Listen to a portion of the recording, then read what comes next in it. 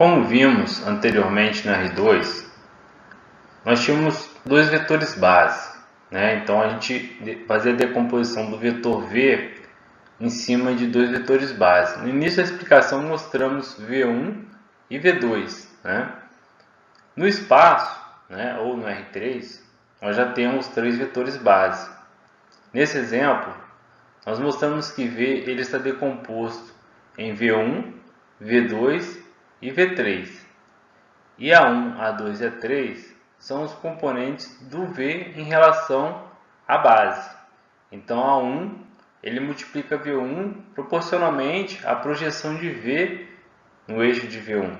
O A2 ele já multiplica o V2 proporcionalmente à projeção dele no eixo de V2. E A3, da mesma forma, ele multiplica o vetor 3, que é o vetor base, proporcionalmente, né, ao valor da projeção do vetor V no eixo de V3. Para entendermos melhor, já vamos utilizar a base canônica, que é a base ortonormal mais conhecida. Na base ortonormal, a representação dos vetores base ela é feita pelos vetores unitários I, o J e o K. A origem desses vetores ela é feita no mesmo ponto, nesse caso será o ponto O.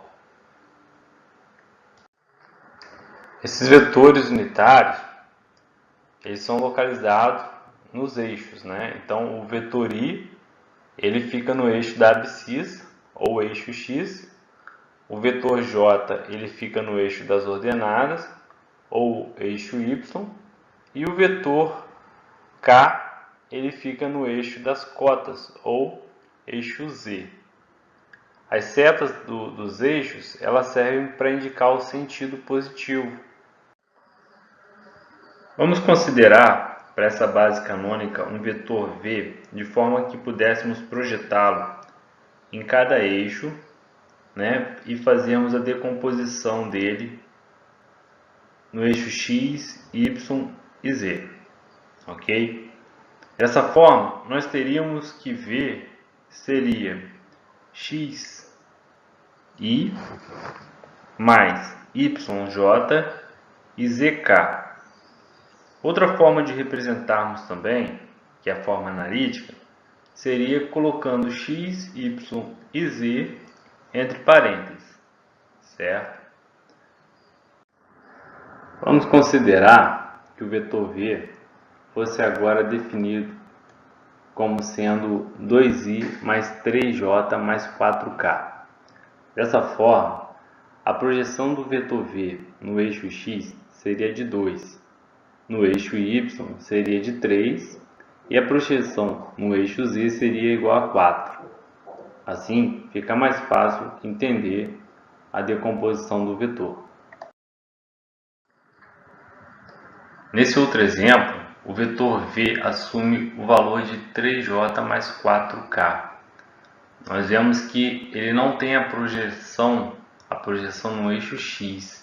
A componente dele no eixo X é zerada, como vemos, né, nessa descrição maior. Então, quando nós vamos fazer a projeção dele lá no plano, percebemos que é como se não houvesse mais, né, o terceiro eixo e só trabalhássemos com o plano ZOY, né? Daí nós voltamos para a condição do R2, né? Fazemos a projeção de V no eixo Z, que assume o valor de 4, e a projeção dele também no eixo Y, que assume o valor de 3.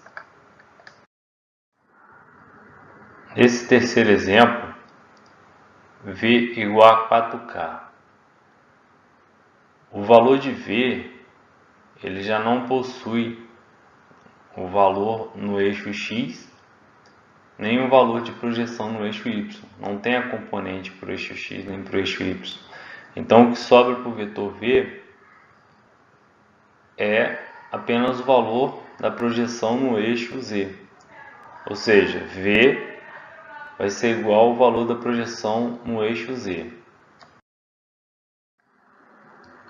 Reforçando alguns conceitos, quando tivermos dois vetores, por exemplo, U e V, sendo U composto por x1i mais y1j mais z1k e o vetor V composto por x2i mais y2j mais z2k, esses dois vetores serão iguais somente quando x1 for igual a x2, y1 for igual a y2 e z1 for igual a z2. Quando houver a soma entre esses dois vetores, os valores serão somados em seus eixos. Então, x1 se somará com x2, y1 com y2 e z1 com z2. Se multiplicarmos um número pelo vetor, esse número multiplicará as componentes do vetor. Então, se tivermos que A vezes U, nós teremos que o A vai multiplicar o x1, vai ficar AX1, multiplicará o y1, vai ficar AY1, e multiplicará o z1, ficará AZ1. Vamos considerar um vetor no espaço, tendo na origem um ponto A definido por x1, y1 e z1, e na sua extremidade um ponto B definido por x2, y2 e z2, nós encontraremos esse vetor pela diferença dessas medidas. Então, para o eixo x, acharíamos x2 menos x1, no eixo y, y2 menos y1, e no eixo z, z2 menos z1. Dois vetores no espaço serão colineares ou paralelos quando forem proporcionais. Ou seja, se tivermos o vetor U e o vetor V, eles serão proporcionais quando U for igual a K vezes V, sendo K uma constante que indica essa proporcionalidade. Essa constante K, ela também multiplicará as componentes do vetor. Então, se tivermos U representado aqui analiticamente por x1, y1, z1 e V por x2, y2 e 2, saberemos que se eles forem proporcionais, ou seja, colineares ou paralelos, x1 será igual a kx2, y1 igual a ky2 e z1 igual a kz2. É isso aí, pessoal. Concluímos os vetores no R3. Se gostou, não esqueça de curtir e de se inscrever no canal. Até breve.